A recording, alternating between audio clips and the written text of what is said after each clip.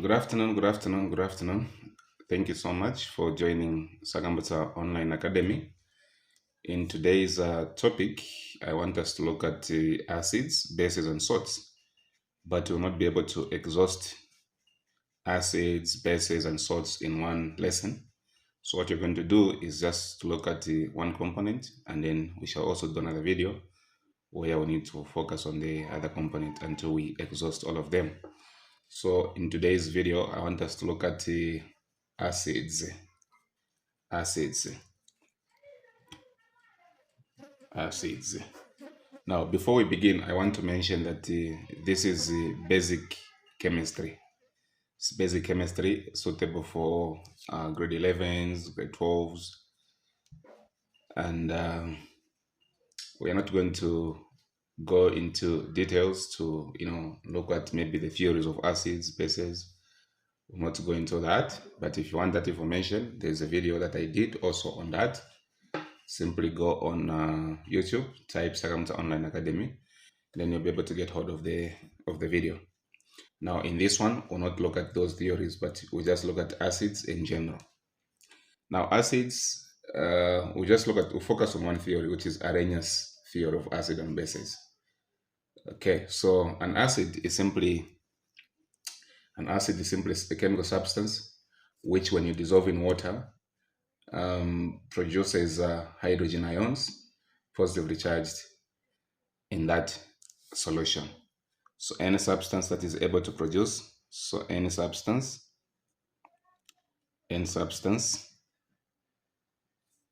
that produces hydrogen ions positively charged is called an acid. Is called an acid. Is called an acid. Okay, so we've got types of acids, or should we say classes of acids or categories of acids. We have what we call types of acids, or classes of acids if you want. So we have what we call mineral acids. We have what we call mineral acids. And then number 2, we have what we call organic acids. We have what we call organic acids. Okay. So we have what we call mineral acids and organic acids. So mineral acids, these are prepared from the lab. These are prepared from the minerals obtained from the earth. So normally these mineral acids, we just prepare them from the lab. So examples of such kind of acids that are prepared in the lab, or that are prepared from the minerals obtained from the earth. Number 1, we have what we call hydrochloric acid. Hydrochloric acid. Formula is capital H, capital C, small l, like that. And then apart from that, we also have nitric acid. Nitric acid. The formula is like this. Okay. And then apart from that, we also have what we call sulfuric acid. Sulfuric acid. The formula is like this. It's sulfuric acid. And then we also have phosphoric acid. Phosphoric acid. The formula is like this. So basically, these are some of the examples of mineral acids that we have. Now, these mineral acids are also called the inorganic acids. These mineral acids are also called the inorganic acids. Okay, so let's look at also organic acids. Okay, so these organic acids are naturally occurring acids. They are found in organic matter of living organisms. They are found in organic matter of living organisms, and they are prepared from organic sources such as plants. They are also prepared from organic sources such as plants. And generally, organic acids are weak acids. Take note of that. Generally, organic acids are weak acids. Now, so having talked about this, by the way, the other word that we use in place of organic acids is called carboxylic acid. These are also called carboxylic acids. Carboxylic, carboxylic acids, or they are also called alkanoic acids, if you want. So they are naturally occurring acids found in organic matter of living things prepared from organic sources such as plants. And generally, we are saying they are weak acids. So let's take some examples of such kind of acids. Number one, you have what we call ethanoic acid. Ethanoic acid. The formula is this one here. This is ethanoic acid. And apart from that, we also have this ethanoic acid. The formula is like this. I've made a mistake here. It should have been like this. That one is methanoic acid, so take note of that. Okay, so we also have methanoic acid. Methanoic acid. So here the formula is now this one which I wrote in the first place, which is this one. This is the formula for methanoic acid. And apart from that, we also have propanoic acid. Propanoic acid. The formula is actually like this.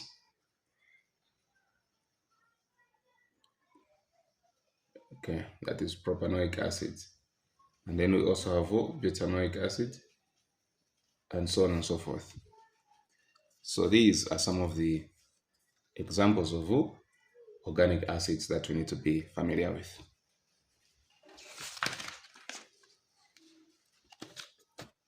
All right, so having talked about this, I want us now to look at what we are calling as the ionization of acids. Ionization of acids. Ionization of acids. This is what I want us to look at now. Ionization of acids. Ionization is simply the process of making ions. This is simply the process of making ions. What is an ion? An ion is a charged particle. An ion is a charged particle. It's a charged particle. That is what an ion is. So any particle that has a charge is an ion. It's no longer an atom. It is no longer an atom. Okay, so let's look at some of the examples of ionization of acids. Okay, so examples of ionization of acids. Okay, so let's begin with the hydrochloric acid, this one. Now, hydrochloric acid is an aqueous solution in this case. So if it undergoes ionization, you're going to have hydrogen plus and the chlorine minus. All these are in aqueous phase, like that. Okay, so number two, we can have a nitric acid. Nitric acid. So this one also, okay, so this one is going to ionize into hydrogen ion plus, and the nitrate is a compound, so we don't break it, so it remains the same. Include the state symbols. This is in aqueous. This is also in aqueous.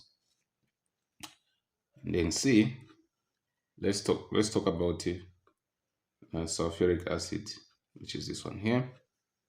Now, sulfuric acid also um, is going to undergo dissociation or ionization, in which now the two here will go to the front of hydrogen. So it becomes 2 hydrogen plus, and then sulfate ion 2 minus, like that. This is still aqueous, this is still aqueous, and this is still aqueous. Finally, maybe let's also look at the phosphoric acid, which is this one here. So this can undergo also dissociation, in which the 3 goes to the front. So this is going to be like this, plus phosphate ion, which is 2 minus on top. This is still in aqueous, you can include that. This is still in aqueous, and this is in aqueous. So basically, this is what we need to do under ionization of acids. Now, I want us to look at something else. Now, in this case, I want us to look at now the strength of acids, So the same way we have weak people and strong people, we also have those acids that are weak, and then we also have those that are strong. Please take note of that. So let's say strength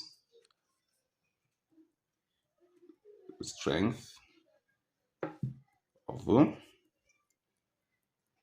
acids. All right, so number 1, let's begin with weak acids. Weak acids. So what are weak acids? Weak acids are those acids that partially ionize when dissolved in water. So these partially ionize when dissolved in water. When dissolved in water, like that. Take note of the following. Weak acids have reversible ionization. Weak acids have reversible ionization.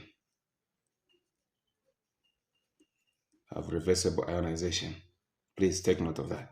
So because of that, we use half arrows, okay, pointing, 2 of them pointing in opposite directions. So let's take some examples of weak acids. Okay. So say examples of weak acids. So number 1, we have ethanoic acid, which is one of the examples that I mentioned earlier on. So this one, I gave you the formula, which is this one here. Okay, so since it is a weak acid, you show half arrows pointing in opposite directions like that. And then it's a weak acid, so it's only 1 hydrogen here, in this case, this one, which is going to be knocked out. So you're going to have 1 hydrogen plus CH3COO minus, the acidated ion. So this is in aqueous, this is also in aqueous, and this is also in aqueous phase or state. So meaning that what we have here is we have got these hydrogens that are still existing as molecules or atoms. They are not existing as ions, and that's what we mean by partial ionization. It means there are some hydrogens that are still existing here as atoms instead of ions. So we not have one hydrogen here that has been ionized into this. And another key aspect that you need to always remember is that organic acids have a carbon in them. So the presence of a carbon tells you to say this is an organic acid and it is a weak acid. Please always remember that. Let's also take another example, which is carbonic acid. Carbonic acid. So carbonic acid, the formula is H2CO3. So this is also weak acid, so we're going to use half arrows pointing in both directions. So meaning you're going to have 2 hydrogen plus and then carbonate 3, 2 minus, like that. This is still aqueous and this is still aqueous and this is still aqueous. So that is that. Now let's also look at the strong acids. Strong acids. So let's write that. Strong acids. Now these ionize completely when dissolved in water. So these ionize rather completely when dissolved in water. So let's take some examples. We have hydrochloric acid, which is this one here. So when you ionize this, this is going to give you this hydrogen ion plus chloride ion. So this is aqueous, and this is aqueous as well. And then B, we also have another one, which is nitric acid. This is also a strong acid. Why? Because it ionizes fully. And what we mean by ionizing fully is that all the hydrogens here have been turned into ions. And that's what we mean by complete ionization. So here you're going to have this plus the nitrate compound 2 minus. This is aqueous, and this is aqueous. This is the aqueous, like that. And then C, we can also have sulfuric acid, which is also a strong acid. It's a powerful acid. So this is going to ionize also. The 2 here will be in front of the hydrogen. So 2 hydrogen plus, and then sulfate 2 minus. This is still in aqueous phase. This is still in aqueous. And lastly, let's have phosphoric acid. Phosphoric acid, which is like this, is also can undergo ionization to produce the 3. We'll go to the front of hydrogen. So 3 hydrogen like this, then plus on top, and then you have the phosphate, then 3 minus on top, like that. This is still in aqueous phase, it's aqueous, and this is in aqueous. So this is P. Basically, this is what we need to know when it comes to strong acids. Now, I want us now to look at what you call basicity of an acid. Basicity of an acid. Basicity of an acid.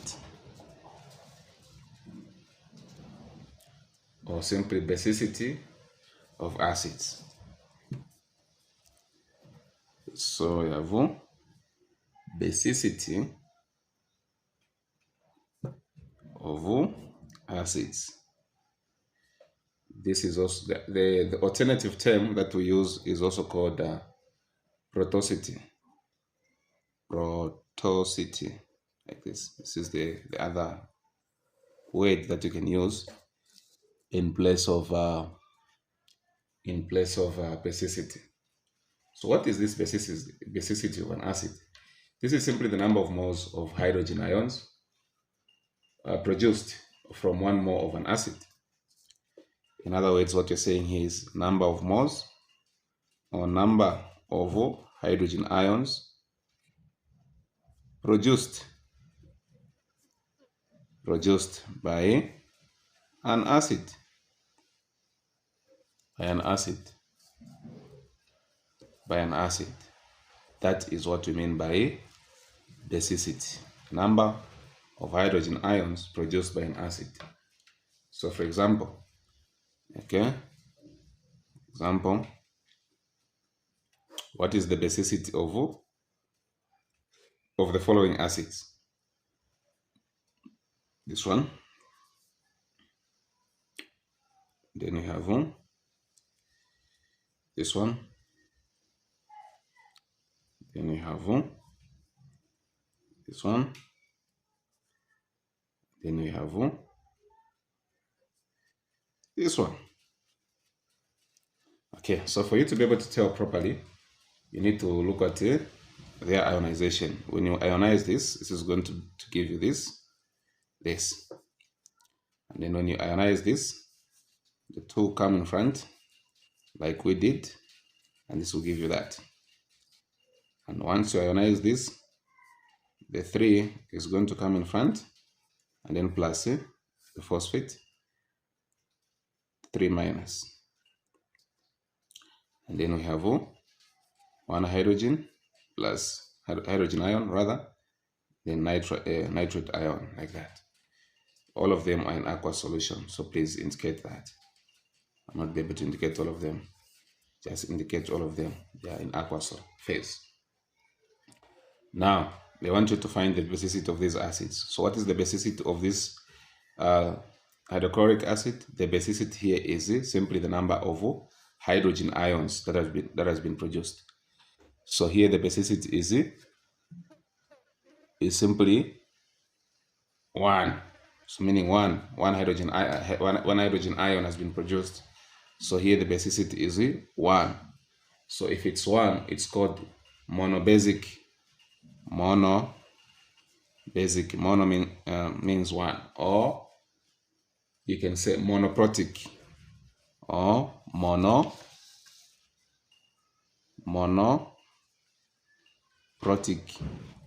That means 1 proton has been ionized. So the basicity of sulfuric acid is monobasic or monoprotic. Okay, so what about this one, sulfuric acid? How many hydrogens have been produced? Hydrogen ions, it's 2. So it becomes dibasic or diprotic. Okay, so that's the basicity since it's 2. 3. Okay, we have got phosphoric acid. It's called tribasic here. So this one is tribasic. Tri means 3. Basic or triprotic.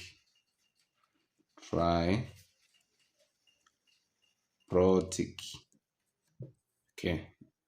And then this one is nitric acid. So nitric acid, how many hydrogens have been produced? 1. So this is still monobasic or monoprotic. So this is what you need to know under the basicity of acids. Now, let us now look at what we call properties of acids. Now, in this case, we are going to classify them. There are those that are called chemical properties, and then there are also those that are called physical properties. So they are classified. So let's begin with physical properties.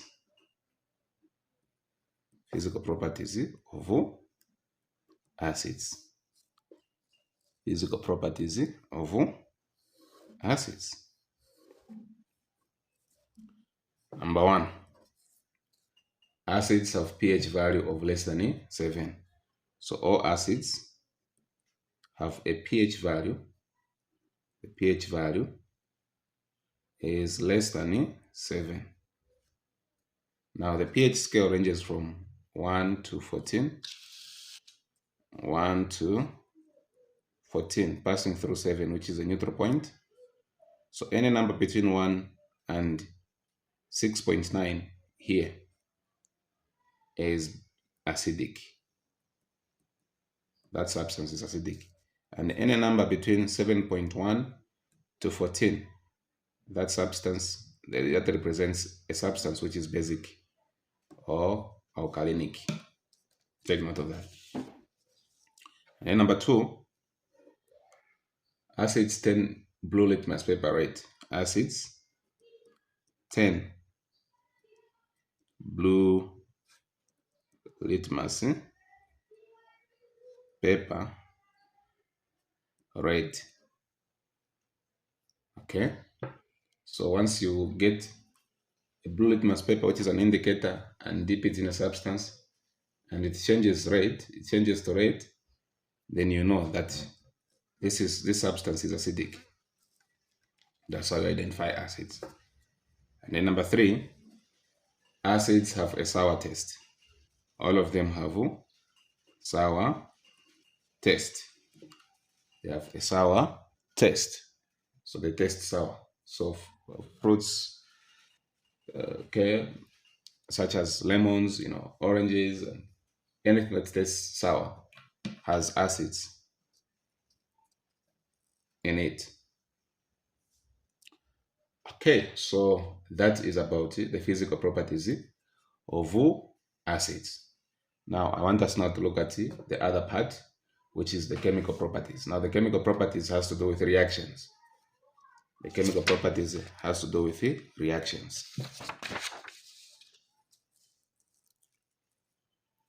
So let's look at the chemical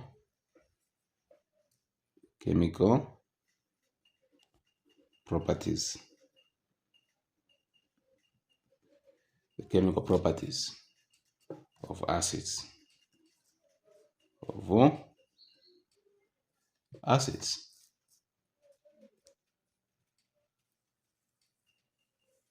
Okay.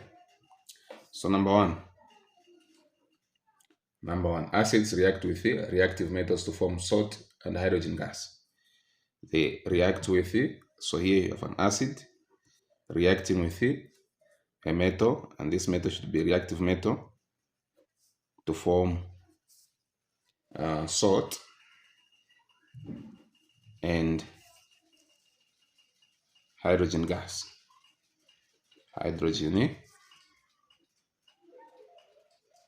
Gas. Please take note of that. Let's take an example. Let's say you have sodium, solid state, which is a metal, plus an acid, maybe anything. Okay, let's use hydrochloric acid. This is going to give us a salt, which in this case is going to be sodium chloride plus a hydrogen gas, like this. So this is aqueous. Sodium chloride is simply the table salt that you use at home, like that. Now, please don't castigate me when I say a salt in chemistry. That is okay, it's fine, because we've got different types of salts. Okay, so once I say a salt, meaning you're not supposed to castigate me that your English is not correct. In chemistry, that's the language that we use. All right, so take note of that. And then the other property that you need to look at is acids react with bases to form salt and water. So acids react with bases to form salt and water, like this. Okay, so let me just write it in words. Okay, like that. So example. Let's say we have an acid. In this case, let's say you have sulfuric acid, which is reacting with a base. In this case, it's sodium hydroxide. And this is going to give us sodium sulfate. You should be able to pay attention to the valences. The sulfate has got a valence of 2, so you swap, because here the sodium has a valence of 1. So you swap, 1 doesn't change anything, but the 2 is going to be at the bottom here. So pay attention to that. Plus water. So basically, this is a neutralization reaction. This is a neutral neutralization reaction. This is a neutralization reaction. Okay, so that is also another property or characteristic of acids. And number 3, acids react with carbonates or hydrogen carbonates to form salt, water, and hydrogen, and the carbon dioxide gas, rather. So acids react with the carbonates, with carbonate compounds to form 3 products. And what are they? We have salt plus water, okay, that's chemical symbol, plus carbon dioxide. This is what we need to form when an acid reacts with a carbonate compound. Let's take an example. Let's say we have calcium carbonate, this one here, plus this is a carbonate compound, an acid, and let's use this hydrochloric acid. So this is going to give us 2 products. What are they? Salt, water, and carbon dioxide. So salt here is going to be calcium chloride. Calcium chloride. Now pay attention to the valences. So we're going to have a 2 here, plus, okay, water, and plus carbon dioxide. Okay, what about the state symbol? Calcium carbonate is solid. This is in aqueous, the acid. This is also in aqueous. This is liquid, and this is gas. So basically, these are some of the chemical properties of acids that you need to be familiar with. These are the chemical properties of acids that you need to be familiar with. Now, the last part that I want to stop on here in today's video is ionization, okay, or driving net ionic equations. That's what I want us to look at. Then we'll bring our video to a close. So let's look at net ionic equations. Net ionic equations.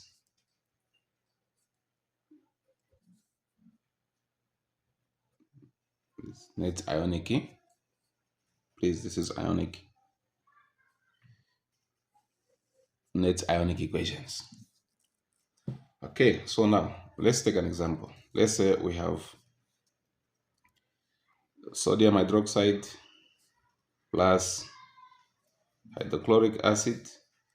This is going to give us sodium chloride plus water. Now remember, this is a neutralization reaction. So you have a base reacting with an acid to produce salt and water. That's what we said. It's one of the chemical properties of acids. Now, how do you derive net ionic equation for this reaction? The first thing is to make sure that the atoms in this equation are balanced. So you have to check. Sodium here, 1 atom. Sodium here, 1 atom. Balanced. Oxygen, 1, balanced.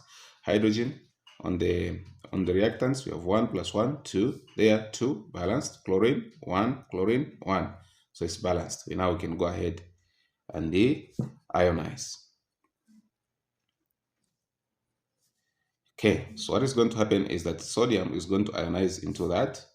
Sodium plus, and then hydroxide is a radical. You're not going to separate that. So hydroxide is going to remain like that. And then plus here, what you have is sulfuric acid. Once you ionize this like we did, you're going to get this plus chloride minus. And this is going to give us this. So here you also ionize. So sodium plus, and then chloride minus plus water. Now water, you don't ionize water. You only ionize those species that are in aqueous phase. So you cancel out spectator ions. Spectator ions are those ions that do not participate in the chemical reaction. Now, how do you identify them? You need to check on both sides, on your left and here and here.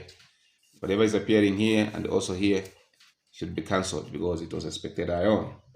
So in this case, sodium is here, chlorine is here, chlorine is here. So meaning sodium ion and chloride ion are spectator ions. They didn't participate in the equation. So what participated to form water was hydroxide minus plus hydrogen ion plus, and this gave us water, which is H2O. So this is still in aqueous, this is still in aqueous, and this is in liquid. Take note of that. Okay, so let's have another example. Now B. What if we have calcium carbonate reacting with sulfuric acid to give us calcium sulfate plus water plus carbon dioxide. This is solid, this is aqueous, this is aqueous, this is liquid, and this is gas. Now, remember what I said? You should always ionize. And you should you should always balance first before you ionize. So let's look at it. Is it balanced? Calcium 1, balanced. Carbon here 1, carbon here 1, balanced. Oxygen, you have 3 plus 4, you have 7. Here you have got 4 plus 3, 7. Okay, the 3 is coming as a result of adding oxygen here 1 plus 2, 3, so 7 as well. It's balanced. Hydrogen 2 is balanced. Sulfur 1 is balanced, and oxygen, you say it is already balanced. So this one is already balanced. Let's go ahead and ionize now. So you ionize that which is in aqueous state. So if there's something that is not in aqueous state or phase, you leave it out. So calcium carbonate is in solid state, so you're not going to ionize that. You ionize that which is in aqueous. So this one, you're going to ionize it. So the 2 will come in front like we did. I gave you those basics because I knew we're going to get somewhere, which is the stage here. Calcium sulfate, calcium, valence is 2 plus, and sulfate, 2 minus on top there. Water is in a different phase, so you're going to leave it like that, and so is carbon dioxide too. It's going to remain like that. Then after you've done that, you identify now spectator ions that are appearing on both sides. So sulfate is appearing here, sulfate is also appearing here, so you cancel it out. What else? That's all. So meaning that what reacted was calcium, what reacted was 2 hydrogen ions reacted with this calcium here, 2 plus calcium ion, to produce this. So this is what you have. So this is still in solid, this is in aqueous, and this is it in aqueous. This is liquid, and this is gas. So basically, this is the net ionic equation for this. Now I want you to try this one out, and then you send the answer in the comment section to see if you can get it right. So task, try this one for me. Let's say we have phosphoric acid reacting with potassium hydroxide. This is going to give you, I want you to finish, put the products, and then ionize. And then ionize, like we've done. And ionize. This is aqueous. This is also aqueous. So put the products and also ionize. Thank you so much for following. God bless you.